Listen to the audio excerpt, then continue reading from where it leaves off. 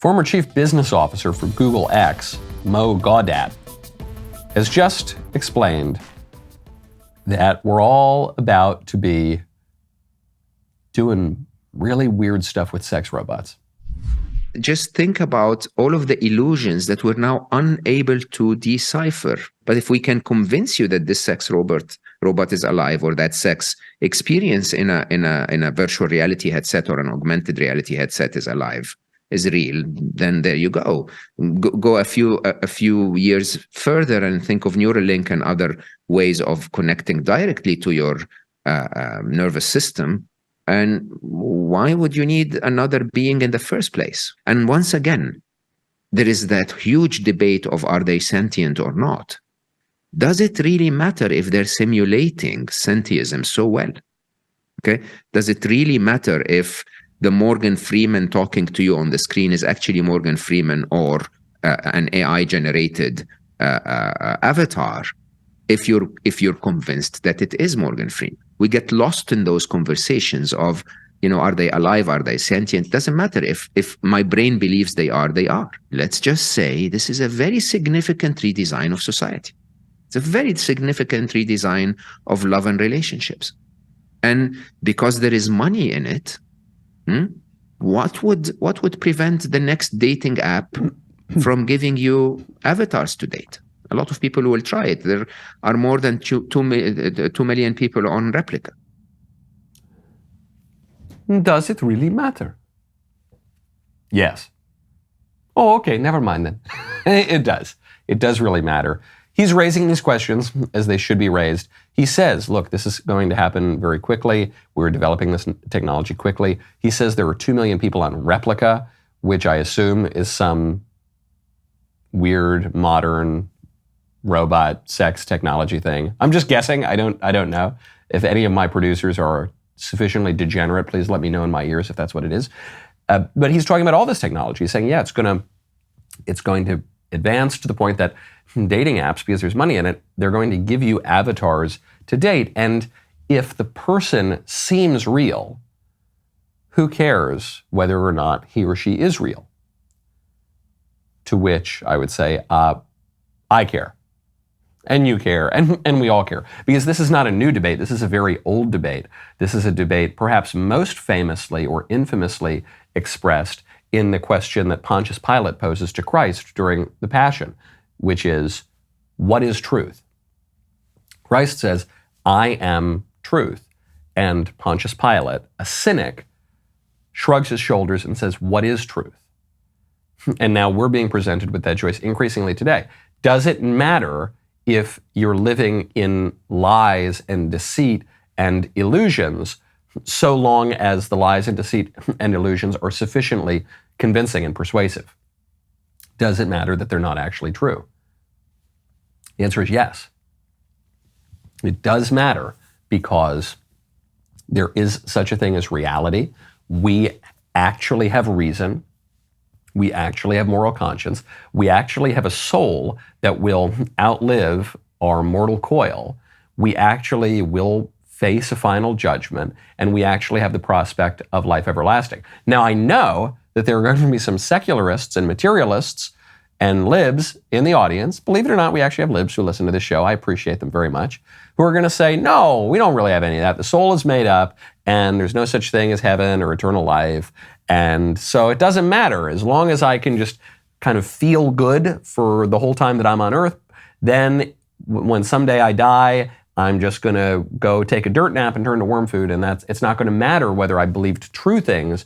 All that's going to matter is whether I felt pleasure during my life. And so for those people, it won't matter to them if they're dating a real human being or if they're dating a robot or an avatar or a sex doll or anything else, because it's all just about them.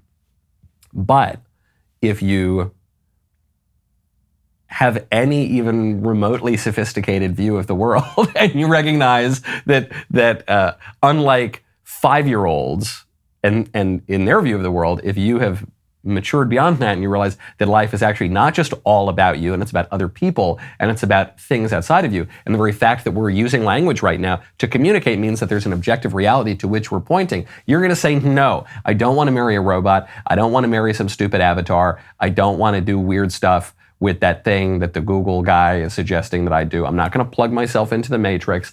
I don't want any of that. I want reality. Even if reality is moment to moment less pleasurable, I still would prefer it. Right now, head on over to SamaritanMinistries.org/Knowles. How are you paying for your health care? And how's it working out for you? If it's working perfectly, great. If not, then listen closely because I've got a solution for you. A biblical solution called Samaritan Ministries. Samaritan Ministries is a community of Christians paying each other's medical bills.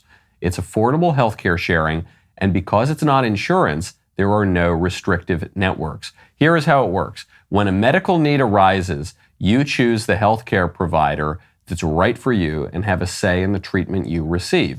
Send your medical bills to Samaritan Ministries and they will notify fellow members to pray for you and send money directly to you to help you pay those bills. It could be more affordable than what you are paying now, and if it's the right fit, you can join anytime, even today. Check it out at SamaritanMinistries.org/Knowles, Knowles. That is SamaritanMinistries.org/Knowles, Knowles, today.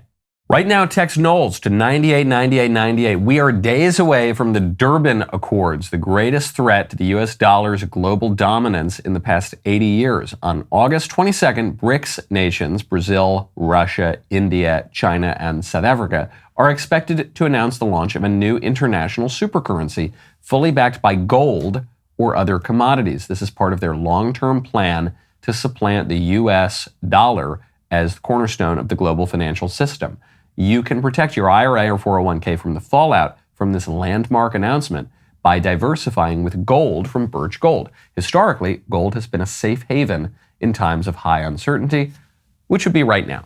When currencies fail, gold is that safe haven. How much more time does the dollar have? Protect your savings with gold. Birch Gold has an A+ rating with the Better Business Bureau. Thousands of happy customers. Text Knowles, Knowles, to 989898. Get your free info kit on gold. If a central bank digital currency becomes a reality, it will be nice to have some gold to depend on. Text Knowles, Knowles, to 989898. The part that the conservatives don't want to grapple with, the part that the people who agree with everything I just said don't want to grapple with is sex robots are going to be really tempting. They're going to be really, do not underestimate how hot the sex robots are going to be. They're going to be super duper hot. And they're going to be designed by geniuses. They're probably going to be designed by robots themselves to appeal to every base desire that you have in a way that you cannot even imagine right now. And it's going to be very hard to resist them. In a similar way that it is difficult to resist porn. There are many conservatives in the country. There are many Christians and people who have a relatively traditional and sane view of religion in the country. And yet, porn use is through the roof. The median age of exposure to porn is something like 11 years old. And north of 70% of the population regularly consumes porn. Of men, I think the number is like 90%. Well, a huge portion of those men and the population generally are going to be conservatives and Christians and people who, in their intellect, don't think that porn is good, but who nevertheless look at it because it's so tempting. And if you think some glittering images on a computer screen are tempting, imagine when there is just a robot that is designed to appeal to all of your sensations and your whole body. We have to think about these things now. We have to take this Google guy seriously now. Had the American people, had people in the West, taken porn seriously while it was being developed, we would not be in quite the sexual mess that we're in right now, which you can see expressed throughout all sorts of pathologies and ideologies that have pervaded our society and are driving us all crazy.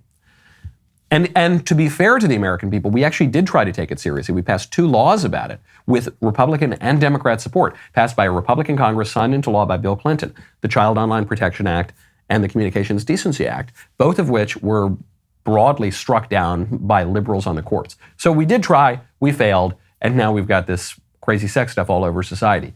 We've got to start planning now. Everyone thinks that we've got to plan to stop Terminator robots from going around and shooting all of us. No, we got to stop the honeypot robots from coming into our boudoir and giving us massages and distracting us from normal life. That poses a far greater risk of destroying the human race and the future generations than Terminator robot, which could be dangerous too. Some say the world will end in fire. Some say in ice.